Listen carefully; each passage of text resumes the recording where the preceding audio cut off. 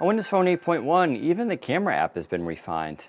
And we really like these changes a lot. Let's launch into it, and you can see here, it looks very different. Over here on the left side, you have quick access to various settings.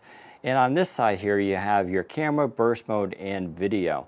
Now, you can tap one of these buttons. It'll bring up your photo gallery so you can see your previous photo. Tap that for your ISO, and you can hop between auto 100, 200, 400.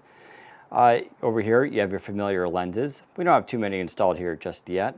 And then over here, you have scenes. You can also tap on the screen now, and it'll give you the exposure focus for that image, so you can make it lighter or darker. And of course, it does a tap to focus still.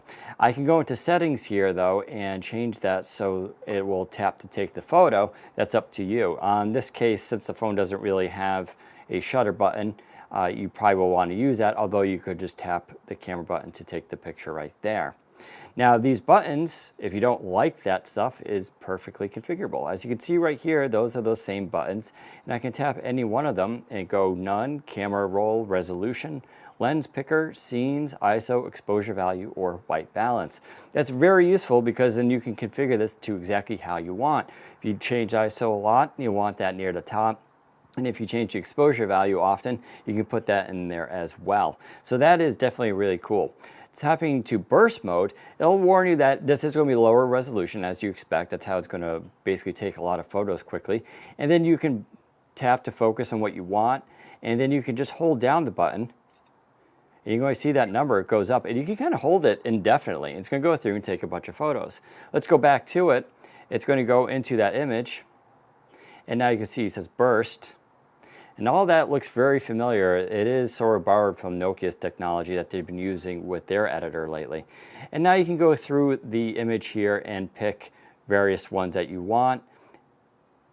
Get the little check mark, and then you hit save. And that is now your final image. As you can see also in the image setting here, we have various options.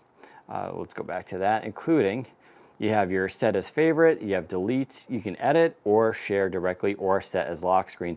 I think this makes a lot more sense for how most people want to use their camera, and I think Microsoft did a really good job. Finally, you head into video, it brings that up. Very familiar settings, you just tap the button to video record. I love the visual representation here for recording. And likewise, you can go into video settings, change the white balance, and there's an option for a high quality video as well, depending on your phone's hardware. So that was a quick tour of the Windows Phone 8.1 camera. We really like the changes that Microsoft has done. It makes more sense, it's highly usable, but you tell us what you think. Head to WP Essential for more information and to see more in-depth videos of Windows Phone 8.1. Take care, bye.